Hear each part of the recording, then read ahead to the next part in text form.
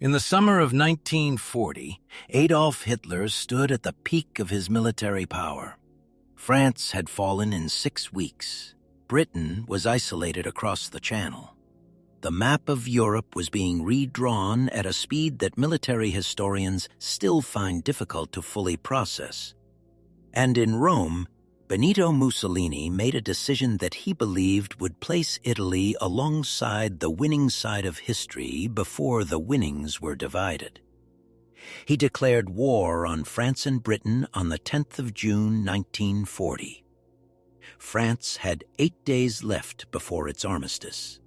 Mussolini wanted to arrive at the table before the meal was finished. Hitler received the news with the kind of diplomatic enthusiasm that concealed a more complicated private reaction. He needed Italy. He needed the Mediterranean flank secured. He needed another front to stretch British attention. He needed the symbolic weight of a second major European power standing with the Reich. What he did not yet fully understand, though the evidence was already accumulating, was the precise nature of what he was getting in exchange for what he needed. What he was getting was an army that looked formidable on paper and performed in theater after theater across 4 years of war in ways that created problems for Germany that Germany had not budgeted for and could not easily solve. What he was getting was a military alliance that consumed German resources, required German intervention at critical moments, compromised German strategic flexibility, and ultimately contributed to the collapse of the Axis position in North Africa and the opening of the Italian peninsula to Allied invasion. This is the story of why that happened. Not the simple version, which attributes everything to Italian cowardice or incompetence and leaves the analysis there.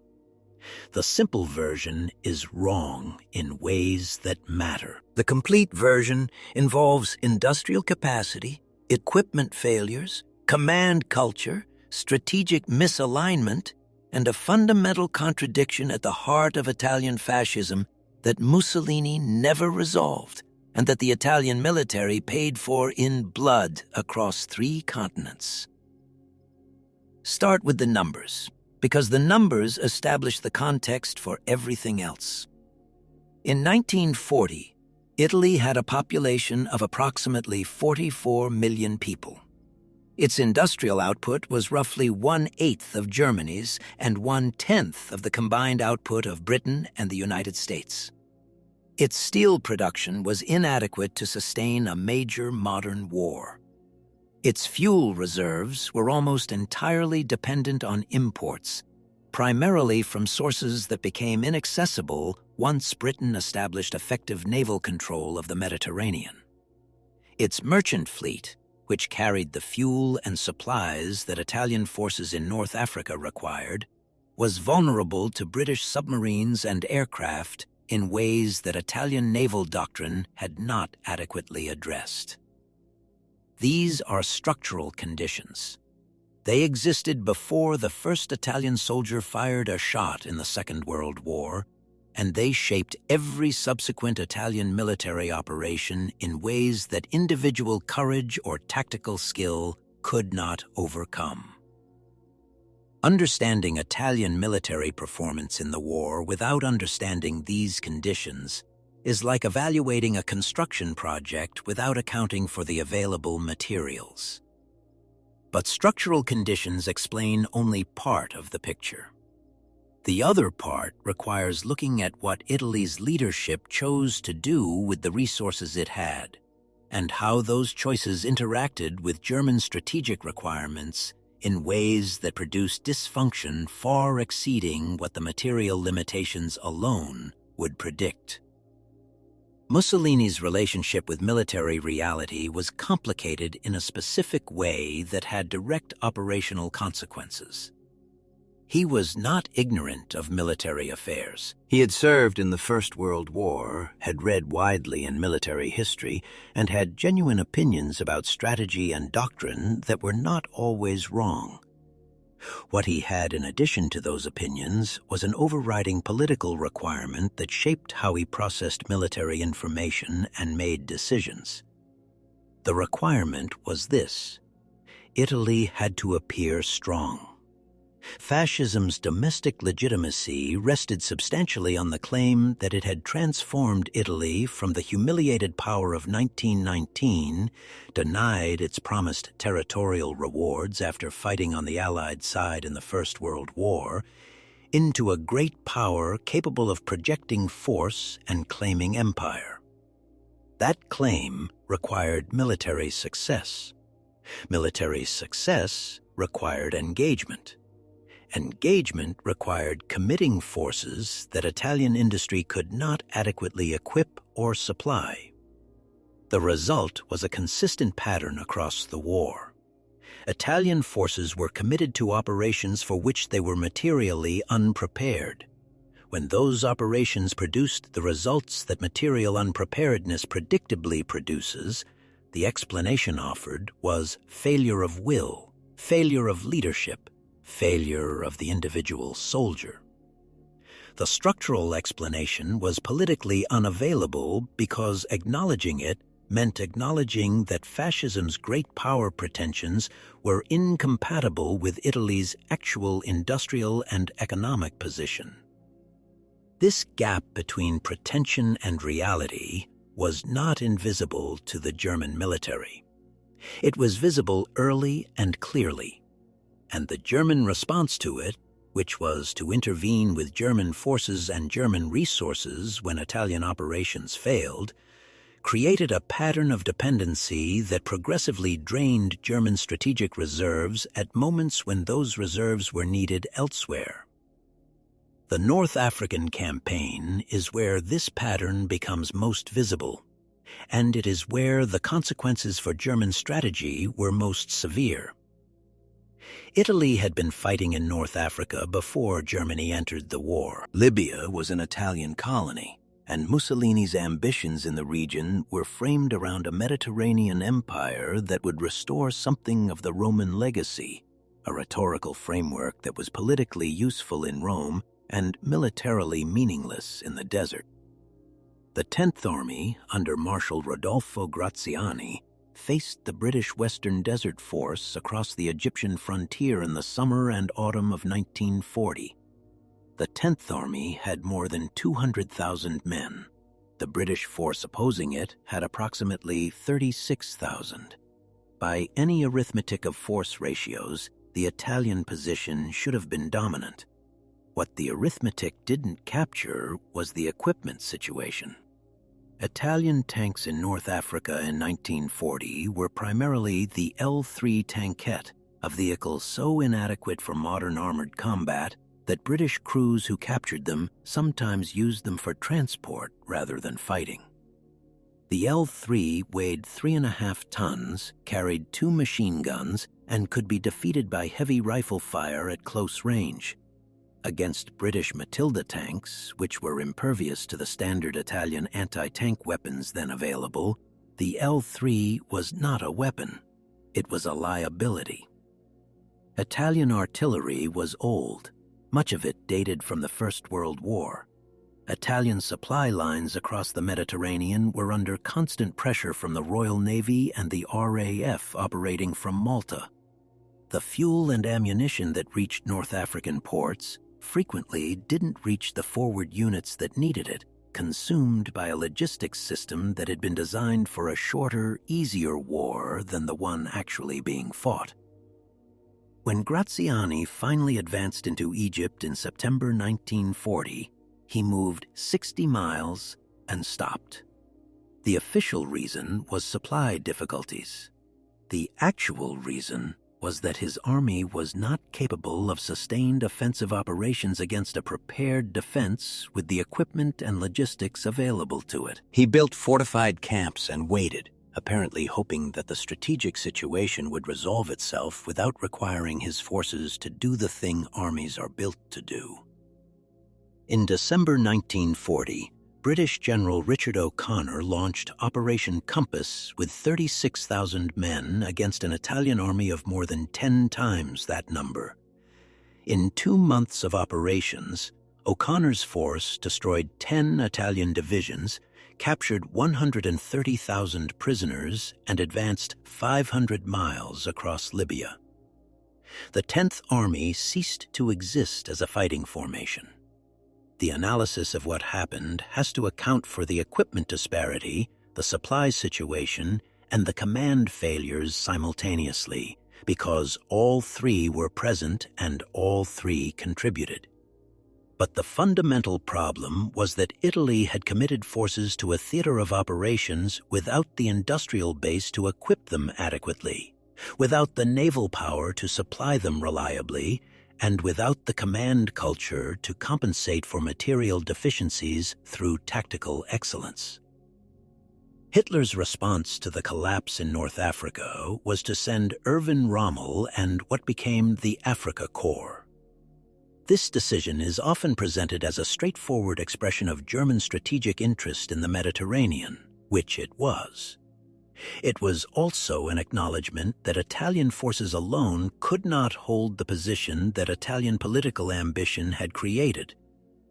Germany was now committed to a theater that Italian failure had made necessary, with German troops, German tanks, German fuel, and German logistics competing for resources with the Eastern Front, which opened in June 1941.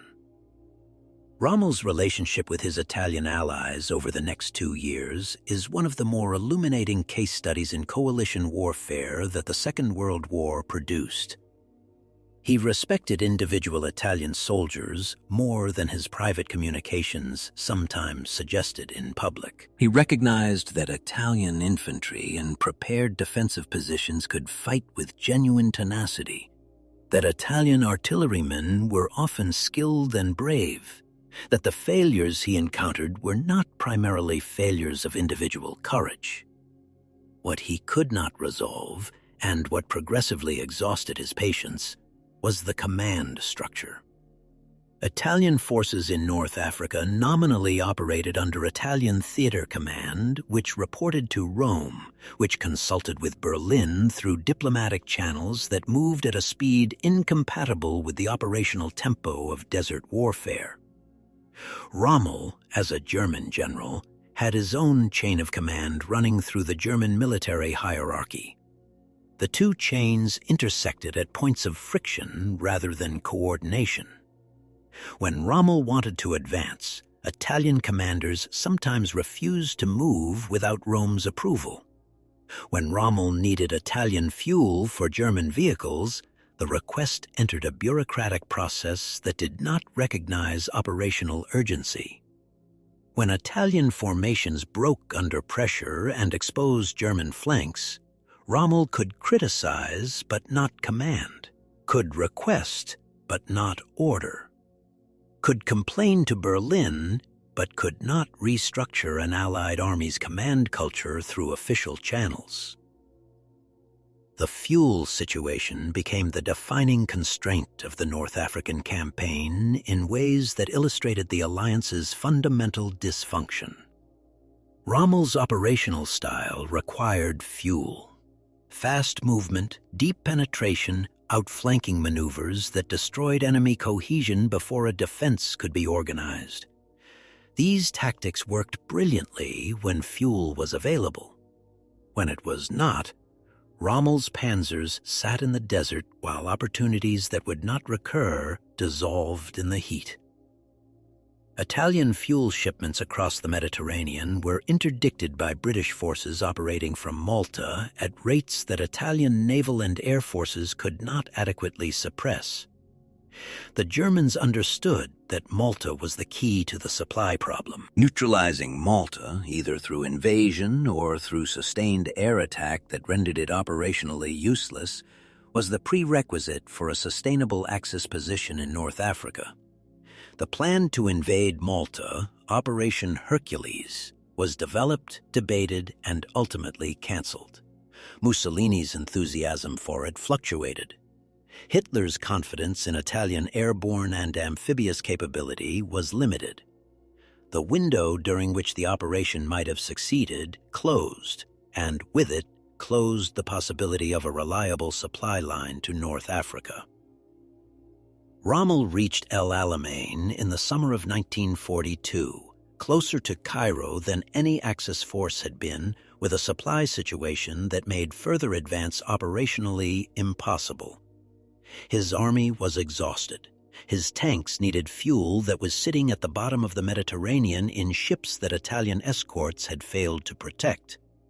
The offensive that might have changed the strategic balance in the Middle East stalled at the point of its maximum reach, and the subsequent British buildup under Bernard Montgomery produced the Second Battle of El Alamein in October 1942 and the eventual destruction of the Axis position in North Africa by May 1943.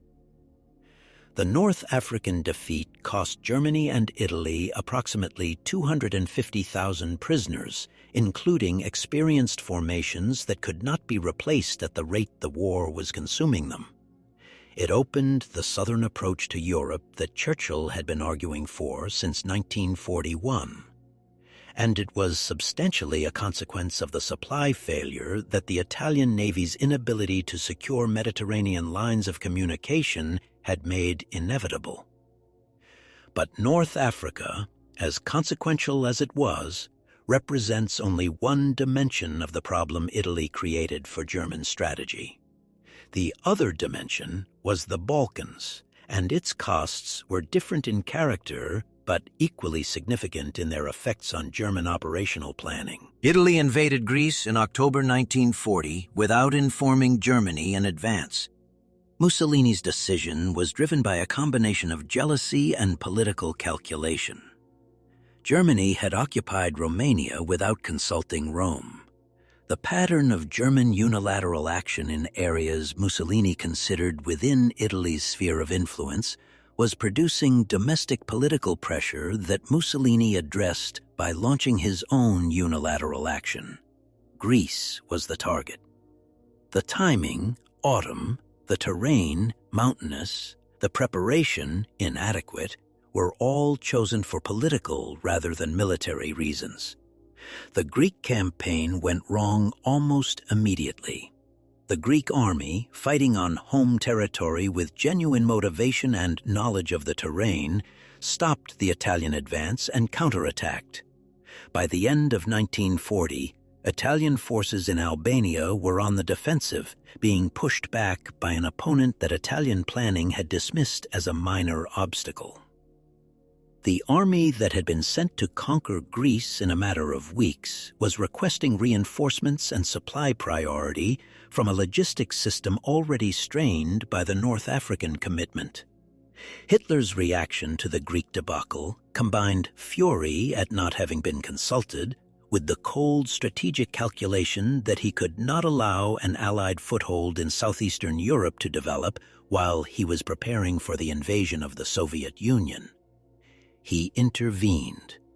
German forces invaded Yugoslavia and Greece in April 1941, overran both countries in less than a month, and then faced the additional requirement of occupying the Greek islands, including Crete, which required the costly airborne operation that effectively destroyed German parachute capability as an offensive instrument.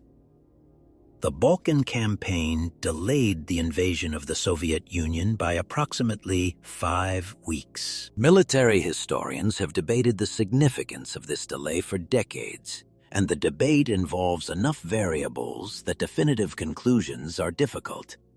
What is not debated is that the delay existed and that it was a direct consequence of Italian military failure in Greece. Whether those 5 weeks would have made the difference between reaching Moscow before winter and failing to do so is a question the evidence does not resolve cleanly. What the evidence does resolve is that Germany spent military resources and time in the Balkans because Italy had created a problem that required a German solution. The pattern was now established and would repeat. Italy commits forces. Italian forces encounter resistance beyond their material capacity to overcome. Germany intervenes with German forces and German resources. the intervention succeeds at a cost that accumulates against Germany's overall strategic position. This pattern reached its most damaging expression not in any single theater, but in the cumulative effect on German resource allocation across the entire war. Every German division sent to North Africa to compensate for Italian weakness was a division not available on the Eastern Front. Every ton of German fuel shipped to Rommel was a ton not available for the panzer divisions driving toward the Caucasus oil fields. Every German aircraft committed to the Mediterranean theater was an aircraft not available for the critical air battles over the Soviet Union in 1942 and 43. The Eastern Front was the war's decisive theater. Germany's strategic fate was determined there. And the demands generated by Italian military inadequacy across multiple secondary theaters created a consistent drain on the resources available for the primary effort that German strategic planning consistently underestimated, because acknowledging it fully would have required confronting the fundamental question of whether the Italian alliance was an asset or a liability. The answer to that question was not simple, and it is important to say so clearly. Italy was not entirely a liability. The Italian Navy, for all its failures in the supply war, conducted operations of genuine competence in particular engagements. Italian torpedo boat crews demonstrated courage and skill that earned respect even from British opponents. Italian submarine operations in the Atlantic, while limited in scale, showed professional execution. Individual Italian formations, particularly the Folgore Parachute Division at El Alamein, fought with a tenacity that experienced observers found difficult to reconcile with the broader narrative of Italian military failure. The Folgore's performance at El Alamein deserves particular attention because it complicates the simple narrative in ways that honest analysis must acknowledge. At the Second Battle of El Alamein in October and November 1942, the Folgore held its positions against repeated British attacks, with virtually no armor support, inadequate artillery, and supply lines that had effectively collapsed. When the battle ended and the survivors were captured, Bernard Montgomery reportedly expressed personal respect for their resistance.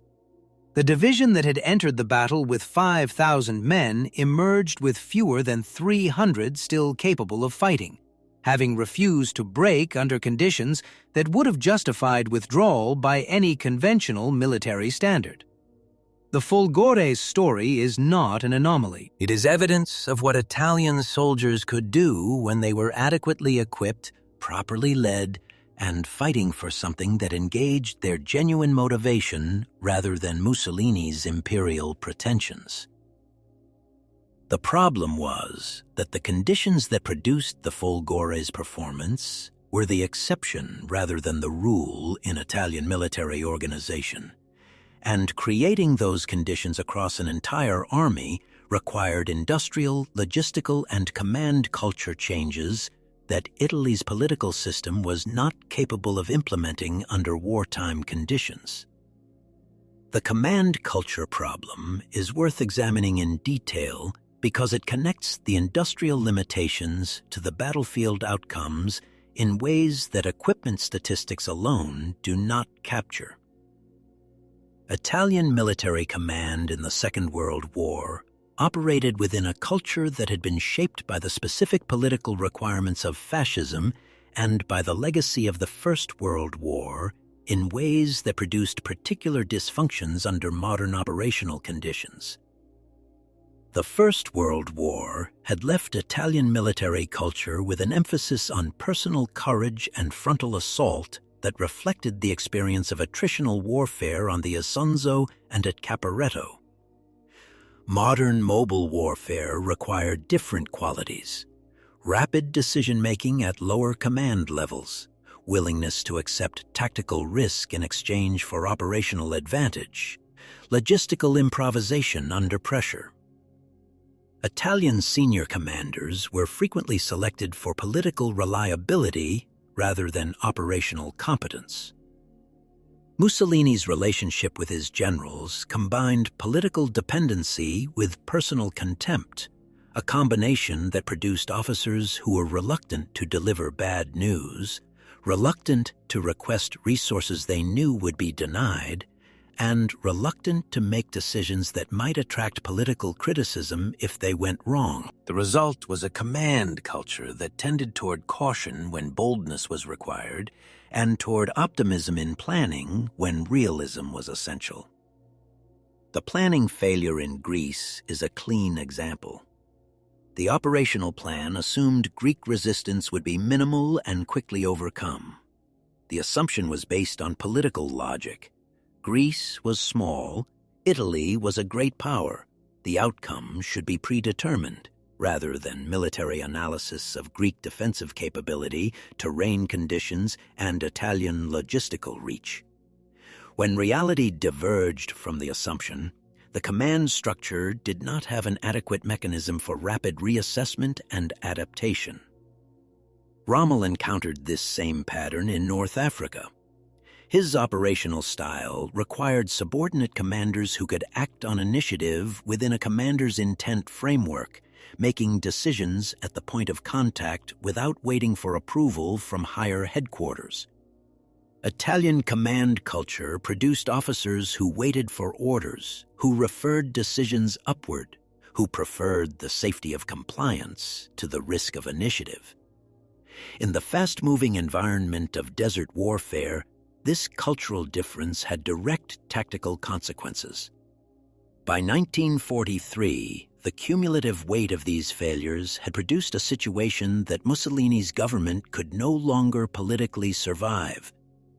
The Allied landings in Sicily in July 1943 demonstrated that the Italian mainland was no longer defensible, that the war Mussolini had entered in June 1940, expecting a short campaign for territorial reward, had become an existential threat to Italy itself. The Fascist Grand Council voted to remove Mussolini from power on the 25th of July 1943. Marshal Pietro Badoglio formed a new government and began the armistice negotiations with the Allies that produced Italy's surrender in September. Germany's response was immediate and revealing. German forces that had been positioned in Italy under the cover of alliance rapidly disarmed Italian military units, occupied the country from the Alps to the toe of the boot, and established a defensive line that would hold Allied forces for nearly 2 years. The operation Case Axis had been planned in advance. German military planners had not trusted the alliance to hold under serious pressure, and they had been right not to trust it. The German occupation of Italy created the final irony of the alliance's history. Italy, which had entered the war as Germany's ally to share in the expected victory, became the terrain over which Germany fought a grinding defensive campaign that consumed German divisions, German ammunition, and German command attention for the last 20 months of the war. The Italian campaign tied down German forces that were needed on the Eastern Front and in France. It provided the Allies with a platform for air operations against southern Germany and the Romanian oil fields. It demonstrated, in the most concrete possible terms, the difference between what the Italian alliance had promised and what it had delivered. The final accounting is not simple and should not be presented as simple. Italy's entry into the war in June 1940 created genuine problems for Britain that had to be addressed. The Mediterranean became a contested theater rather than a British lake. Resources had to be diverted to North Africa that might otherwise have been available for other purposes. Italian submarines and surface vessels sank Allied shipping. Italian garrisons in East Africa tied down British and Commonwealth forces for nearly a year before being reduced. These were real contributions to the Axis war effort.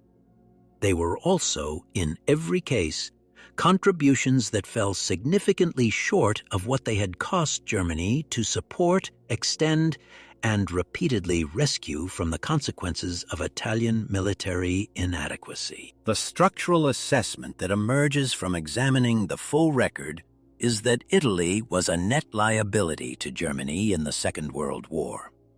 Not because Italian soldiers were cowards, the evidence does not support that conclusion, and the Folgore and others refute it directly. Not because Italian military leadership was uniformly incompetent. There were capable officers in the Italian military who understood the problems and attempted to address them within the constraints available. But because the gap between Italy's industrial capacity, its logistical infrastructure, its equipment quality, and the strategic commitments that Mussolini's political requirements generated was too large to be closed by any available combination of individual valor and tactical skill. Germany entered an alliance with a power that needed more from the alliance than it could contribute to it. Every major Italian military setback required German intervention. Every German intervention consumed resources that the Eastern Front, which was the war's decisive theater, could not afford to lose. The cumulative effect of those interventions, measured in divisions, fuel, aircraft, and command attention diverted from the primary effort, contributed materially to Germany's inability to achieve the decisive results in the Soviet Union that German strategy required. Mussolini believed in June 1940 that he was joining a winning war at the last moment to claim a share of the prize. He was wrong about the war being nearly over. He was wrong about Italy's capacity to fight the war that actually developed. And he was wrong, most consequentially, about the cost his miscalculation would impose on the alliance partner whose strategic position his decision was supposed to strengthen. Hitler understood some of this earlier than he acknowledged publicly, and later than the evidence available to him warranted. The alliance served political purposes that he was reluctant to sacrifice even as its military costs accumulated. By the time the full accounting was visible, it was too late to revise the calculation. That is how alliances fail, not always in a single dramatic moment of betrayal, sometimes in the slow accumulation of commitments that exceed capacity, interventions that drain the intervening party, and a political framework that makes honest assessment of the situation more costly than continuation of the arrangement. Italy and Germany in the Second World War is one of history's cleaner examples of that process, and its lessons about the gap between alliance on paper and alliance in practice remain as relevant as they were in the summer of 1940 when Mussolini looked at a falling France and decided the moment had come. If this analysis gave you a fuller picture of why the Italian alliance cost Germany more than it contributed, consider subscribing. We examine the systems and structures behind the battles, the decisions behind the outcomes, and the gaps between what history remembers and what the evidence actually shows. Thanks for watching.